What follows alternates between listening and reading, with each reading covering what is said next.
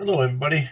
Welcome to another podcast from your boy Jay Blaze 39. I just gotta do a quick little podcast here to some thoughts going into the season um, of kind of what I'm looking for, or what I'm looking at, what expectations, and just some things to look out for. This is geared towards season long type of you know leagues. And I'll start off with there's a lot of buzz out there about doing the taking the running backs really high again this year. Um, and It depends on what type of format you have. If it's a smaller, a 10 team, PPR, or if it's a standard, that's going to change your approach. But some of the things, like 2 years ago, the hot thing was to take all wide receivers and zero running backs. Well, now this year they're talking running backs again. Well, I'll present this theory. I think you got to let the draft come to you. Obviously, if you don't get the top two, David Johnson or Le'Veon Bell, I think there's some value out there that a lot of people are going to overlook, and you can get them later in the draft, and because you don't want to overreach for players. There's a lot of projections out there on where a player should be on the ADP, under average draft position. And fluctuating all the time. At the end of the day, the cream of the crop is going to rise up, and some of these stats, that some of the projections are going by, are a little misleading because they're not consistent throughout the year. So they might have a hot streak at the end or at the beginning, so that their season long stats look, their ranking is pretty good. Some of that can get skewed and not really help your team as a whole. So I would look at, if you're in the top, say 5, you could go with a running back first on those. If you're in the back half of the first round, like 5 on back, I might take the approach of taking wide receiver. And don't be afraid to take some of those slot receivers, especially if you're in a PPR. Some of the offenses that I'm going to be not avoiding, but just, be careful of, because there's a lot of hype regarding, for example, David Carr in the Oakland offense. I think the Oakland offense is going to have a decent year, but I'm not a fan of David Carr right now, or Derek Carr. I'm sorry, Derek Carr. I get two brothers mixed up there. Oh my gosh. Anyway, it's I think the running game with Marshawn Lynch is going to eat into a lot of the passing yards and the red zone scoring opportunities that were there a year ago.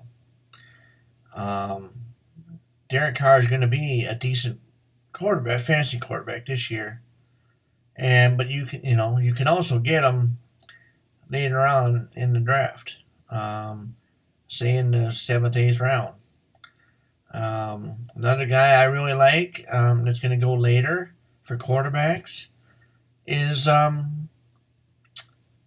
Philip Rivers, because the margin between the stud quarterbacks versus the average quarterbacks on a weekly basis is really slim. So it's why draft or why spend a high draft pick on someone when you can get them later and you'll produce the same type of results overall as a stud. It opens up so many more choices for building your roster.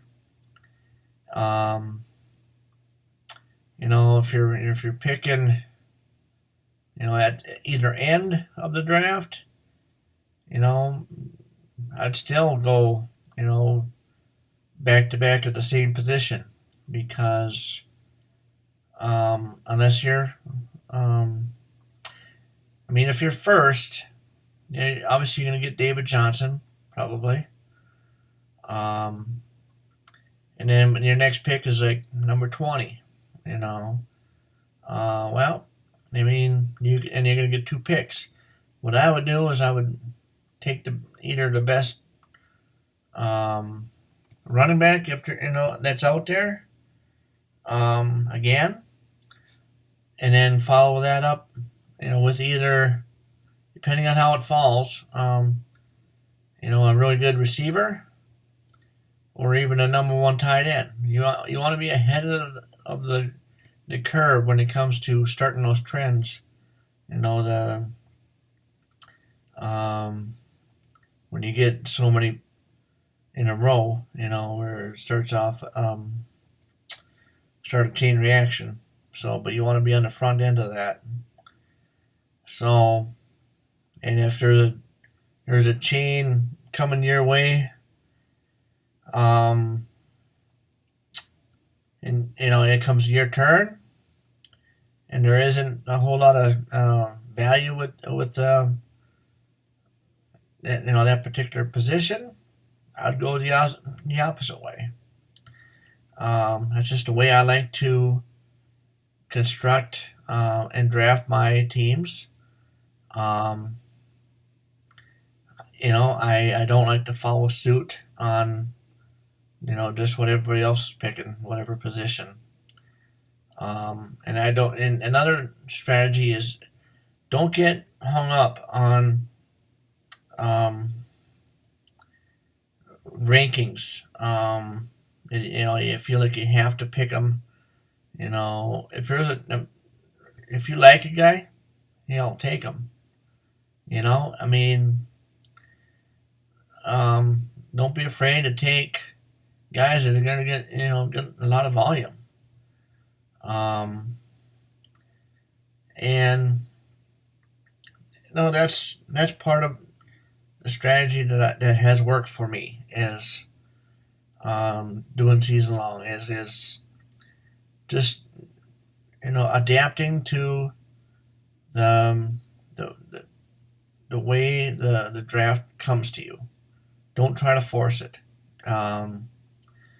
I see too many guys that try to force because they have to have a certain position. Don't pigeonhole yourself into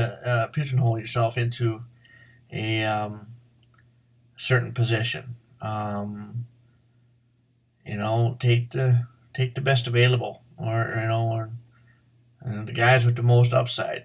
I wouldn't be too hung up on injury risk because every player has the injury risk.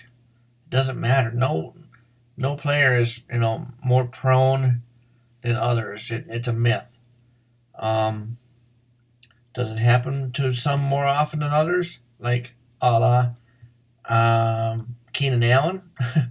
Yeah, it seems that way. But you know what? Just when the guys um, are afraid to draft those players, well, there might be an opportunity to take advantage and draft them, and you can get the rewards. Um, it's it's like in DFS with recency bias. And there's some guys that have been burned by certain guys in previous years, and so they refuse to draft them. Well, don't don't go down that road because it's not gonna work. Well for you. And the guys that do, go ahead, let them, because that opens up more spots for you to um, take advantage and get some better players. Um, so if a guy falls to you, hey, you know that's how you win in fantasy, and taking those chances. I mean, after all, you're in a season long. It's a fun league. It's supposed to be. I mean, in reality, you're spending what, 40, 50, $60 for the whole year? Have fun with it. It ain't the end of the world. Take some chances, and it'll pay off. It'll pay off more often than not. So that's my advice, and just some random thoughts going into your drafts coming up, and hopefully you do well. And happy drafting. Thank you.